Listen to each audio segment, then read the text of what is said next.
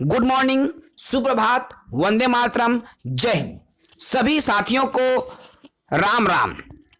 संगी हो, हम अभी तक अंग्रेजी शिक्षण शास्त्र के 7 ठन वीडियो ला अपलोड कर डाले हन। आप मन अंग्रेजी शिक्षण शास्त्र के जम्मो वीडियो ला अर्थात जतका 7 ठन जो वीडियो है ओला प्लेलिस्ट में जाके देख सका था। आज के हमार 8वां वीडियो संगवारी हो, जेला आज हम ए वीडियो में पूरा बताबो। ये जो यूनिट है, ठीक है, 8वां यूनिट है, जेला आपन 8वां टॉपिक भी बोल सका था। तो आज के जो सेशन है एमा हम 8वां टॉपिक ला पूरा विस्तार से चर्चा करबो। जो भी साथी हमार ग्रुप में, हमार चैनल में पहली बार जुड़े होही, ओहू मन हमार चैनल ला सब्सक्राइब कर लेवाए, ताकि आप मन ला जम्मो जो भर्ती शिक्षक भर्ती के टॉपिक है ओकर वीडियो हम मिलत रहे। काबर की हमन सहायक शिक्षक के 100% तैयारी ला हमरे चैनल ले बिल्कुल ही फोकट में निःशुल्क करवाबो साथी मन।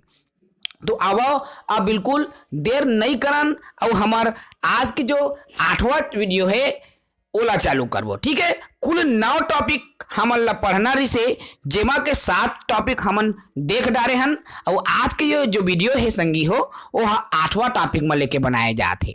ठीक है, तो आओ हमन आज के वीडियो सेशन ले यही शुरू करत हन। तो देखिए साथियों, यूनिट 8 है teaching learning material, text book, multimedia materials, multilanguage resource of the classroom. ठीक है, टीएलएम टीचिंग लर्निंग मटेरियल। ठीक है साथियों, तो टीएलएम जिसको देखिए टीएलएम इसका पूरा नाम होता है टीचिंग लर्निंग मटेरियल। तो इन्हीं के बारे में इस वीडियो में हम चर्चा करने वाले हैं। अब टीएलएम जिसे हम शिक्षण सामग्री बोलते हैं, उसके बाद मटेरियल जो कि टेक्स्ट बुक है, पाठ्य पुस्तक है, मटेरियल कोई भी सामग्री है।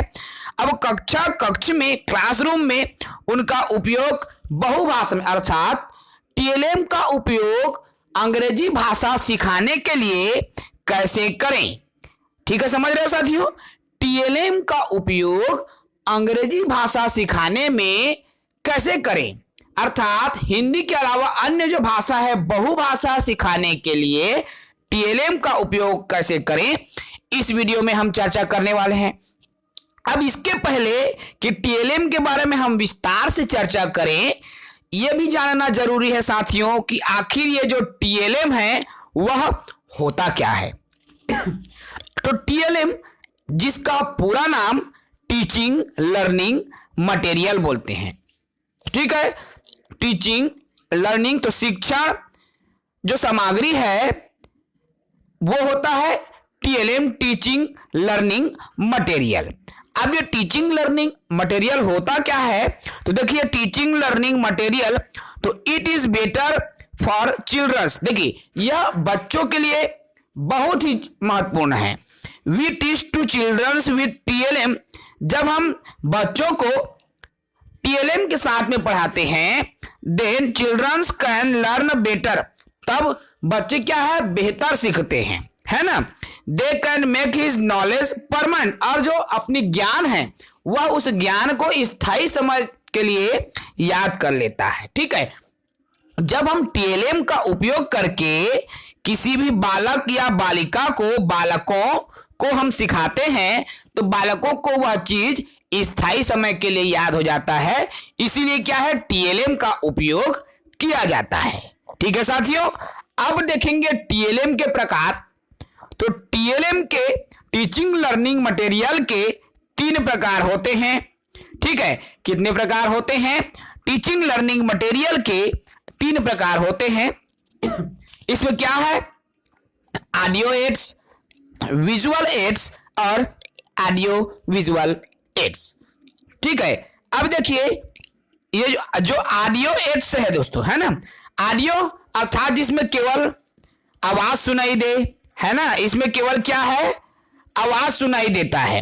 विजुअल जिसमें सिर्फ दिखाई देता है, सुनाई नहीं देता। लेकिन ऑडियो विजुअल जिसमें दिखाई और सुनाई दोनों देता है। अब इन तीनों के बारे में हम विस्तार से चर्चा करें तो सबसे हमारा शुरू आता है साथियों ऑडियो एड्स।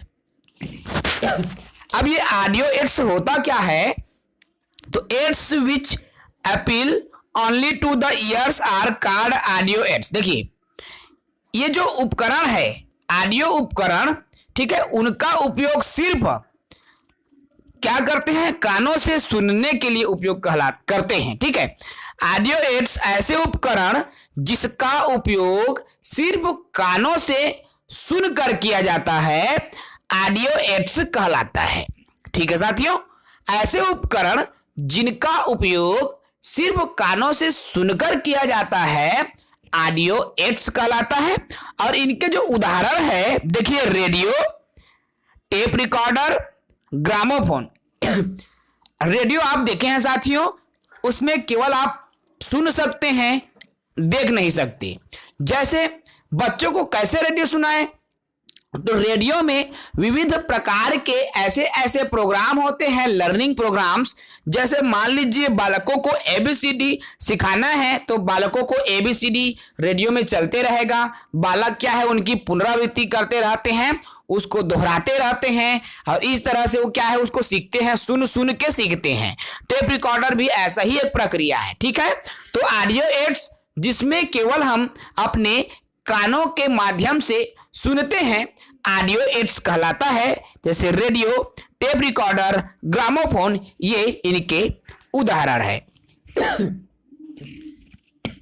ठीक है, अब इसके बाद में दूसरा आता है साथियों। दूसरा क्या है हमारा, विजुअल एड्स। तो visual aids only to the eyes.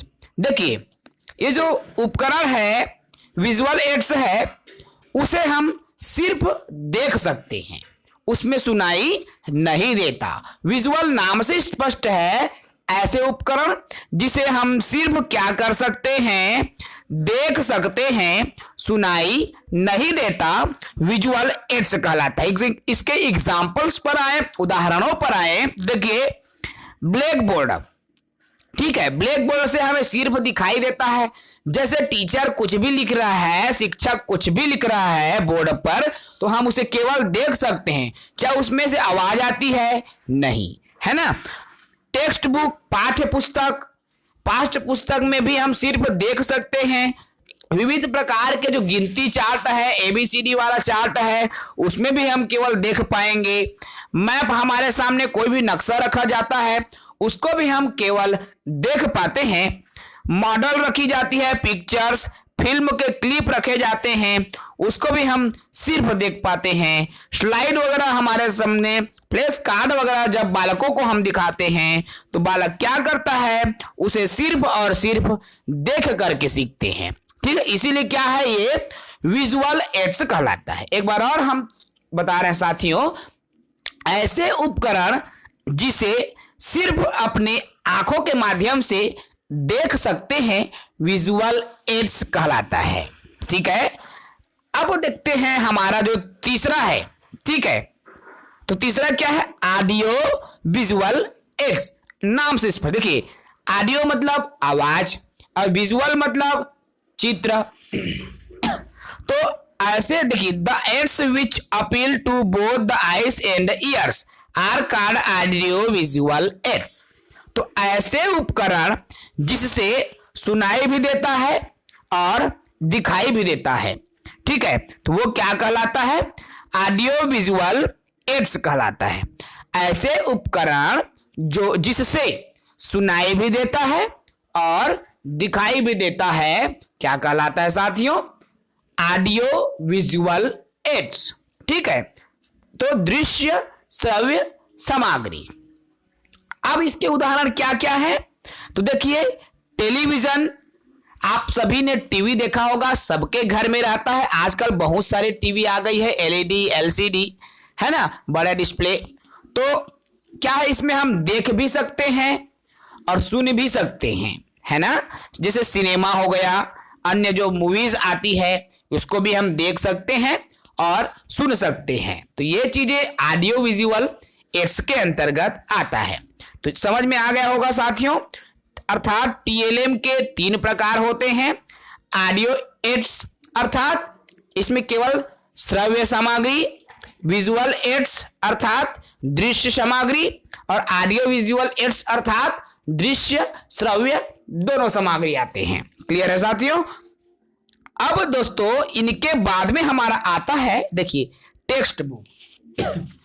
Text book होता क्या है, तो text book is one of the most common TLM. देखिए टेक्स्ट बुक बहुत ही साधारण टीएलएम में से एक है, जो कि एक भाषा शिक्षण के द्वारा उपयोग होता है। ठीक है, सबसे पुराना और सामान्य जो टीएलएम है जिसको एक भाषा शिक्षक उपयोग करता है। अब इस पुराने से पुराना टीएलएम की अगर बात आती है तो टेक्स्ट बुक सबसे पुराना है साथियों, याद रखेंगे। अब इस टेक्स्ट बुक की क्या क्या विशेषताएं होती है उस पर हम चर्चा करें तो अलग अलग हमने बिंदु में रखने का प्रयास किया हुआ है। देखिए फर्स्ट पॉइंट क्या है, इंग्लिश टीचिंग के सभी उद्देश्यों को पूरा कर। देखिए जैसे आज मुझे बच्चों को पढ़ाना है, आज मैं क्या पढ़ाऊंगा, मेरा उद्देश्य क्या रहेगा पढ़ाने का, कि मुझे आज इंग्लिश में क्या सिखाना है, बच्चों को एबीसीडी की पहचान, लेटर की पहचान सिखाना है, तो ये उद्देश्य। तो पाठ्य पुस्तक ऐसे होना चाहिए जो कि उद्देश्यों को पूरा करे। ठीक है, टेक्स्ट बुक ऐसे होना चाहिए जो कि उद्देश्यों को पूरा करे। ठीक है साथियों। दूसरी विशेषता क्या है, बुक ज्यादा बड़ा ना हो। जो टेक्स्ट बुक अर्थात हमारा जो पाठ्य पुस्तक है, पहले जमाने में सिर्फ पुस्तक के माध्यम से ही सिखाया जाता था, कोई नवाचार नहीं था, कोई एलसीडी, कोई ऑडियो विजुअल एड्स की उपस्थिति नहीं थी, है ना।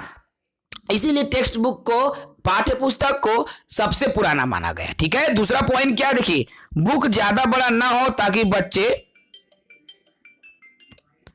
क्षमा करें साथियों, थोड़ी सी व्यवधान। देखिए दूसरा क्या है, बच्चे जो ये बुक है ना, बुक ज्यादा बड़ा ना हो ताकि बच्चे उठाकर पढ़ सके।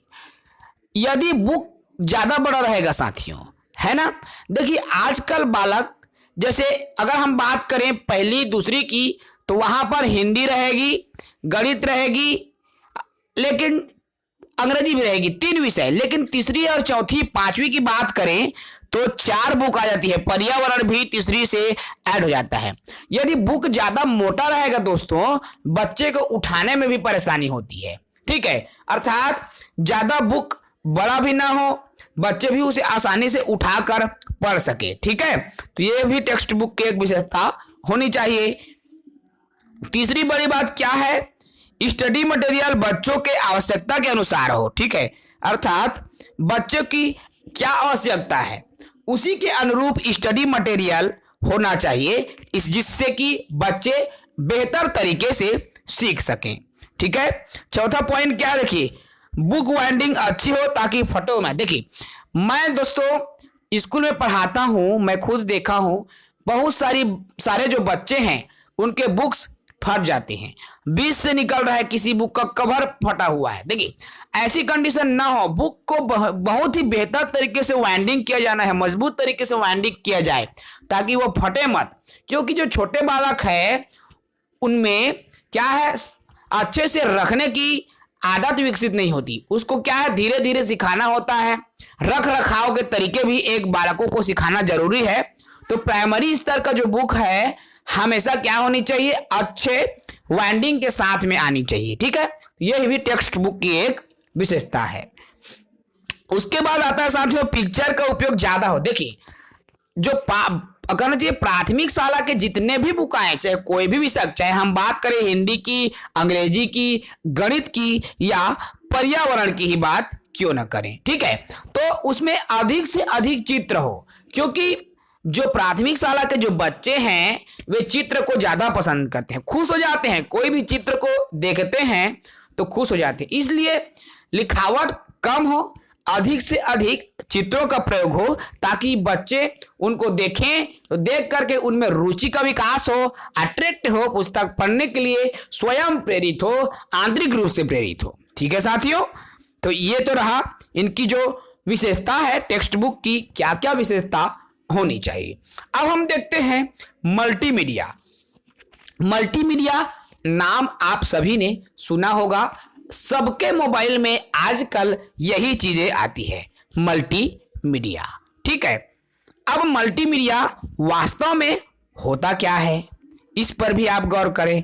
तो देखिए, defined in the combination of various digital media type such as text, image, sound and video into an integrated multisensory interactive application या presentation to convey a message or information to an audience। ठीक है, कहता क्या है, देखिए जो multimedia होता है defined in the combination of various digital media. देखिए मल्टीमीडिया जो है बहुत सारे डिजिटल मीडिया का एक क्या होता है, कहना चाहिए बहुत से प्रकार के डिजिटल जो मीडिया है उनके प्रकार है, उनके कॉम्बिनेशन है, उन्हीं का मिश्रण है। ठीक है, जिसमें टेक्स्ट बुक भी आता है, जब इमेज को भी जैसे हम लोग वॉलपेपर डाउनलोड करते हैं साथियों, यहाँ तक कि जैसे गूगल से आप सर्च करोगे आप वॉलपेपर भी है ना, वॉलपेपर भी आप डाउनलोड कर सकते हो, कोई भी सॉन्ग भी आप डाउनलोड कर सकते हो, कोई वीडियो भी आप डाउनलोड कर सकते हो। तो यही तीनों चीजों को, इनसे भी ज्यादा और भी बहुत सारी चीजें है ना, उन सभी चीजों को जब समावेशित कर दिया जाता है, जब एक साथ रख दिया जाता है, तो वही क्या कहलाता है, हमारा मल्टीमीडिया कहलाता है। ठीक है साथियों, एक बार और समझिए, तो यह एक कॉम्बिनेशन रूप है मल्टीमीडिया। जब टेक्स्ट जैसे हम टाइप करते हैं, टेक्स्ट लिखते हैं गूगल में, कुछ भी चीजों में है ना, टेक्स्ट, इमेज जिसे हम वॉलपेपर बोले, इमेज को, टेक्स्ट को, साउंड अर्थात गाने जब लेते हैं डाउनलोड करते हैं गाना, वीडियो, ये तमाम चीजों को जब एक साथ कॉम्बिनेशन कर दिया जाता है तो उसको क्या कहते हैं, मल्टीमीडिया कहते हैं। क्लियर है, अर्थात जब गाना डाउनलोड करना था जिसमें गाना भी डाल दिया जाए, वीडियो भी डाल दिया जाए, वॉलपेपर भी डाल दिया जाए, इमेज भी डाल दिया जाए, इन सभी को एक साथ जब डाल दिया जाता है तो वही क्या कहलाता है, हमारा मल्टीमीडिया कहलाता है। और यही जो मल्टीमीडिया आजकल आप सभी देखे होंगे साथियों, जो मोबाइल आता है, ठीक है, आजकल जो मोबाइल आता है उसमें आप देखेंगे, आप जब नया मोबाइल लोगे, डिब्बा खोलोगे तो उसमें लिखा रहता है मल्टीमीडिया। तो वही है मल्टीमीडिया, अर्थात उस मोबाइल से आप गाना भी डाउनलोड कर सकते हो, वीडियो भी डाउनलोड कर सकते हो, इमेज भी डाउनलोड कर सकते हो, सभी चीजें आप डाउनलोड कर सकते हो। तो यही क्या है, मल्टीमीडिया है। समझ गए साथियों, अब आगे बढ़ें तो देखिए मल्टीमीडिया के बाद में हम देखें तो multilingual research of the classroom. अब मल्टीलिंगुअल, देखिए मल्टीलिंगुअल मतलब क्या होता है, बहुभाषा, अर्थात ऐसे कक्षा जहां पर एक से अधिक है ना, ऐसे कक्षा जहां पर एक से अधिक भाषा बोलने वाले बच्चे हैं, वहां उस कक्षा को बहुभाषी कक्षा। अर्थात देखिए हमारे जैसे गांव की हम बात कर रहे हैं साथियों, तो छत्तीसगढ़ी बोलने वाले भी बच्चे मिलेंगे आपको, हिंदी बोलने वाले भी बच्चे मिलेंगे, है ना। लेकिन थोड़ी सी बड़ी सिटीज में आप जाएंगे तो देखना वहां छत्तीसगढ़ी बोलने वाले भी मिलेंगे, हिंदी बोलने वाले भी मिलेंगे और अंग्रेजी, अर्थात बहुभाषा, वहां पर 2 से अधिक भाषा बोलने वाले बच्चे उस कक्षा में आपको मिल रहे हैं। वही क्या है, मल्टीलिंगुअल। शब्दों को आप बिल्कुल गौर करें, यही चीजें अगर आप समझ गए, छोटे छोटे मीनिंग्स को आप समझ गए, तो अंग्रेजी शिक्षण शास्त्र आपके लिए चुटकियों का खेल हो जाएगा। ठीक है, तो मल्टी अर्थात बहुत सारे जब भाषा उस कक्षा में हो तो वही क्या है, मल्टीलिंगुअल। अब बहुभाषा कक्षा में एक शिक्षक के लिए भी बहुत बड़ी चुनौती होती है ना। मान लीजिए मैं छत्तीसगढ़ी में, अगर मैं एक शिक्षक हूं, कक्षा में छत्तीसगढ़ी भाषा में अगर मैं बालकों को सिखा रहा हूं, तो छत्तीसगढ़ी जानता है वो तो बेहतर समझेगा, लेकिन जो हिंदी जानता है या जो अंग्रेजी जानता है वो उस बात को नहीं समझ सकता, है ना। उसके लिए अलग से हमको समझाना पड़ेगा। मान लीजिए मैं इंग्लिश बोलता हूं, है ना, किसी कक्षा में मैं पढ़ा रहा हूं और वहां पर मैं इंग्लिश में बात करता हूं, लेकिन बच्चे इंग्लिश नहीं जानते, हिंदी जान रहा है, छत्तीसगढ़ी जान रहा है, तब भी उन बच्चों के साथ में परिस्थिति आएगी। तो ये सबसे बड़ी चुनौती एक शिक्षक के लिए होती है। अगर 3 भाषा बोलने वाले बच्चे उस कक्षा में बैठे हैं तो एक शिक्षक को कैसे उसको हैंडल करना है, कैसे उस माहौल को, स्वयं को, उसको क्या है, चुनौतियों के साथ लेना है। तो ये चीजें शिक्षक के लिए एक चुनौती का काम है। तो अब होना क्या है इस जो बहुभाषा की जो कक्षा है, तो देखिए this unit is about to reality in many classrooms of teaching student is not the language of the school. Such situations are often viewed as challenging. देखिए चैलेंजिंग अर्थात ऐसे कक्षा जहां पर 2 से अधिक भाषा बोलने वाले बच्चे हैं, वहां पर शिक्षक के लिए चैलेंजिंग होता है, चुनौतियों भरा होता है ना। वह कक्षा एक शिक्षक के लिए चुनौतियों भरा क्यों होगा?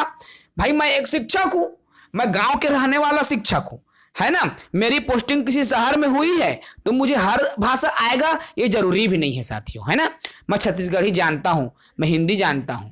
अगर मेरी पोस्टिंग अन्य भाषा में हुई है तो मैं इंग्लिश अगर मैं नहीं जान रहा हूं, मैं गांव का हूं, मैं इंग्लिश नहीं जानता तो मैं कैसे करूंगा? क्योंकि मेरे कक्षा में तो इंग्लिश वाले बच्चे भी मौजूद हैं, है ना। तो ये एक बहुत बड़ा चैलेंज होता है एक शिक्षक के लिए। अब this unit aims to raise awareness and understanding of the positive contribution that, देखिए ऐसी स्थिति में एक शिक्षक को करना क्या है, उन तमाम परिस्थितियों को कक्षा में उस परिस्थिति को समझना है। ठीक है, देखिए बहुभाषिकता से भाषा समृद्ध होती है, ये सुने होंगे। कैसे? देखिए किसी कक्षा में 3 प्रकार के बच्चे हैं, मान लीजिए 3 प्रकार के जो भाषा बोलने वाले बच्चे हैं, है ना। तो होता क्या है, मान लीजिए उस कक्षा में 50 बच्चे हैं, उनमें से 10 बच्चे हिंदी, 10 अंग्रेजी, 15-20 ऐसे करके जान रहे हैं ना। तो क्या है, जो बच्चे सीजी भाषा जानते हैं, छत्तीसगढ़ी जानते हैं, वे हिंदी जानने वाले बच्चों के साथ बातचीत करेंगे, उनकी भाषा को सीखने की कोशिश करते हैं। जो हिंदी जानते हैं वो अंग्रेजी की सीखने की कोशिश करते हैं। इस तरह से होता क्या है, एक दूसरे की जो भाषा है उसको देखते हैं, सुनते हैं, बोलने का प्रयास करते हैं और भाषा सीखने लगते हैं। तो इस तरह से क्या है, बहुभाषिकता से भाषा समृद्ध होती है, अर्थात वे जो है भाषा को और बेहतर तरीके से सीखते हैं। ठीक है, तो ये चीजें हैं दोस्तों बहुभाषिकता के संबंध में। अब देखिए, अब students bring to the classroom, अब बच्चे जब कक्षा में आते हैं तो क्या क्या चीज लेकर आते हैं, तो देखिए मल्टीलैंग्वेजुअल क्या है, मल्टीलैंग्वेज डिक्शनरी। देखिए बहुभाषा के शब्द वो लेकर आते हैं। जैसे मैं छत्तीसगढ़ का हूं, मुझे छत्तीसगढ़ी आती है, एक छोटा सा बालक छत्तीसगढ़ी जानता है साथियों, उसको हिंदी की भी बहुत सारी चीजें पता रहती है। आपने देखा होगा, आप अपने परिवार में ही हम ले लें, अपने आस पड़ोस में ही ले लें, हम बच्चे की ही बात नहीं करेंगे, ऐसे बुजुर्ग को आप देखेंगे जिन्होंने कभी पढ़ाई भी नहीं किया होगा, बिल्कुल कहना चाहिए अनपढ़, है ना, जो कभी नहीं पढ़े हैं, ऐसे बुजुर्ग को भी आप देखेंगे तो बहुत सारी वो लैंग्वेज बोलता है। कैसे लैंग्वेज बोलता है, देखिए ये जो बिजली आप देखते हैं उसको क्या बोलते हैं हम लोग, बल्ब बोलते हैं, वो इंग्लिश है ना। स्टाइल, बड़ स्टाइल मारा थे टूरा, ऐसे बोलते हैं ना हम, वो स्टाइल भी क्या है, इंग्लिश है।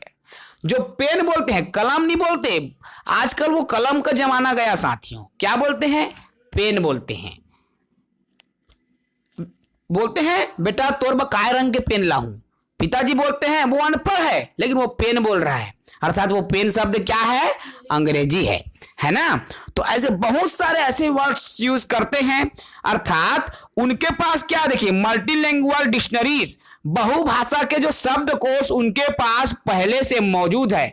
ये न केवल बुजुर्गों के साथ बल्कि बच्चे भी उसी को सीखते हैं।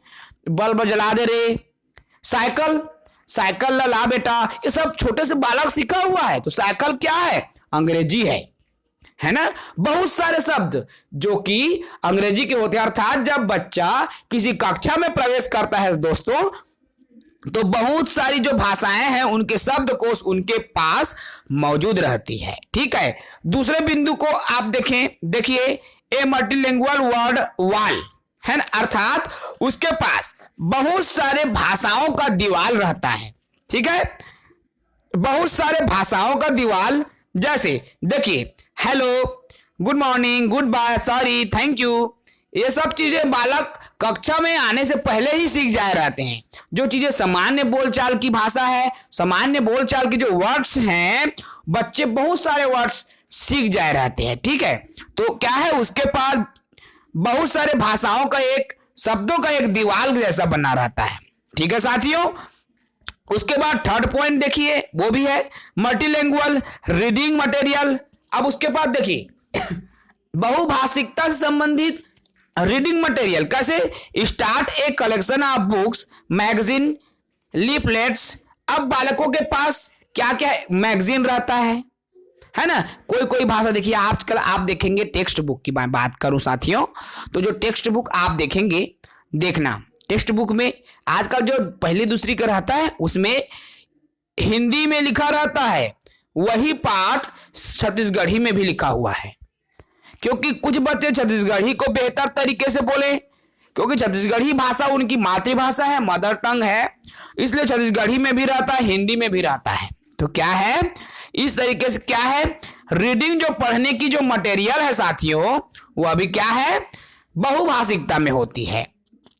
ठीक है, देखिए एक चीज मैं आपको और बता देना चाहता हूं, बार बार आपके सामने एक शब्द आ रही है, बहुभाषिकता। बहुभाषिकता, इसे अंग्रेजी में क्या बोलते हैं, मल्टीलिंगुअल। पूरा नहीं लिखूंगा, है मल्टीलिंगुअल। ठीक है, अब इसको आप समझ सकते हैं। देखिए मल्टीलिंगुअल, बहुभाषिता शब्द बार बार इसलिए आ रहा है साथियों, शिक्षा के अधिकार अधिनियम 2009 आप सभी सुने होंगे। तो शिक्षा के अधिकार अधिनियम 2009 में बहुभाषिकता को ही प्रमुख माना है, उसी को ही भाषा सीखने के लिए बेहतर माना गया है। इसीलिए आप चाहे पहली पढ़ो, दूसरी पढ़ो, तीसरी पढ़ो, चौथी पढ़ो, दो भाषा आपको पढ़ना जरूरी है। यह शिक्षा के अधिकार अधिनियम 2009 में स्पष्ट उल्लेख है साथियों, इसीलिए दो भाषा आपको पढ़ना ही पड़ता है, चाहे आप छोटी कक्षा में रहो या बड़ी कक्षा में रहो। आपने देखा है पहली कक्षा में जब बालक आता है, हिंदी सीखता है, अंग्रेजी भी सीखता है, मिडिल स्कूल में आता है, हिंदी, अंग्रेजी, संस्कृत भी सीखना स्टार्ट करता है। जब आप हाई स्कूल में भी आप आ जाओ साथियों, तो भी आपको ये दो भाषा है ना, वो कतई पीछा नहीं छोड़ता। फिर आप चले गए कॉलेज में भी आपको ये दो भाषा पीछा नहीं छोड़ा, हिंदी अंग्रेजी साथ ही चल रहा है ना। चूंकि हमारे छत्तीसगढ़ में यही दो चीजें हैं। अगर आप दूसरे राज्य चले जाएंगे तो वहां की जो लैंग्वेज है ना, वहां जैसे तमिलनाडु गए तो वहां की साउथ इंडियन में तमिल भाषा है और दूसरा इंग्लिश है, वो चीजें उनको कतई पीछा नहीं छोड़ेगी। ठीक है, तो वैसी हमारे यहाँ की है। तो दो भाषा सीखना बेहद जरूरी है, यह राष्ट्रीय शिक्षा के अधिकार अधिनियम 2009 में उल्लेख किया गया है। तो ये जो चैप्टर है साथियों, यूनिट 8 इकाई 8 टॉपिक 8, जिसमें टीएलएम से जुड़े महत्वपूर्ण बिंदुओं पर हमने चर्चा किया, जिसमें हमने आज के सेशन में पढ़ा कि टीएलएम होता क्या है, टेक्स्ट बुक के बारे में पढ़ा, मल्टीमीडिया के बारे में हमने विस्तार से चर्चा किया। देखिए इसमें जो बहुभाषा की कक्षा में क्या क्या चुनौतियां आती हैं, उनके भी बारे में हम इस वीडियो में चर्चा की। ये आज का जो सेशन है 8वां सेशन था साथियों। ठीक है, इसके बाद कल का जो सेशन है वो अंतिम सेशन है, अर्थात 9वां सेशन हम कल पढ़ने वाले हैं। ठीक है, तो ये जो वीडियो है 8वां सेशन आज का समाप्त यही करेंगे साथियों। यदि आप हमारे हैंड राइटिंग नोट्स खरीदना चाहते हैं, ठीक है, तो आप खरीद सकते हैं साथियों। यदि आप ये जो हमारा हैंड राइटिंग नोट्स है, जो हमने स्वयं अपने ही राइटिंग से लिखा है, आप देख सकते हैं काफी बेहतर तरीके से साफ साफ हमने लिखने का प्रयास किया हुआ है। आप यदि हमारे हैंड राइटिंग नोट्स खरीदना चाहते हैं तो देखिए आपको बाल विकास, जिसे हम सीडीपी बोलते हैं साथियों, सीडीपी की जो नोट्स है आपको 70 रुपए में मिलेंगी। यदि आप ईवीएस का बाल विकास का नोट्स खरीदना चाहते हैं तो आपको 80 रुपए शुल्क से मिल जाएगा। यदि आप मैथ्स की नोट खरीदना चाहते हैं साथियों तो आपको 100 रुपए में, और यदि आप अंग्रेजी के जो नोट्स है खरीदना चाहते हो तो सिर्फ 50 रुपए में आपको मिलेंगी। अर्थात ये चारों जो नोट्स है आपको सिर्फ 270 रुपए, अर्थात हमने 10 रुपए ऑलरेडी डिस्काउंट कर रखा है साथियों। तो सभी नोट्स को आप यदि खरीदेंगे तो 270 रुपए में आप इन चारों नोट्स को प्राप्त कर सकते हैं। ये मेरी खुद की नोट्स है जिसे मैंने स्वयं पढ़ा हुआ है, ठीक है। यदि आप इस नोट्स को खरीदना चाहते हैं साथियों, यदि आप इस नोट्स को प्राप्त करना चाहते हैं तो ये देखिए आपको स्क्रीन पर एक नंबर शो हो रहा है 8839730092। मैं एक बार फिर से आपको बोल दूं साथियों, ठीक है, 8839730092।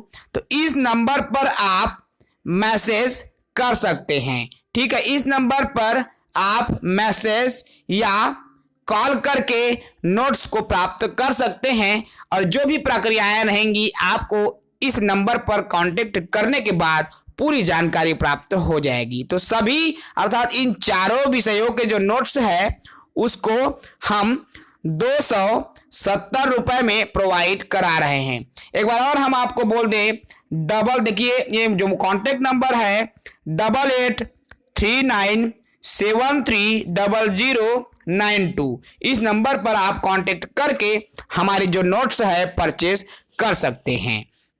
तो आज का ये जो वीडियो सेशन है साथियों यही समाप्त करते हैं। अगले जो सेशन है उसमें फिर एक नए टॉपिक के साथ चर्चा करेंगे। इजाजत दीजिए, जय हिंद।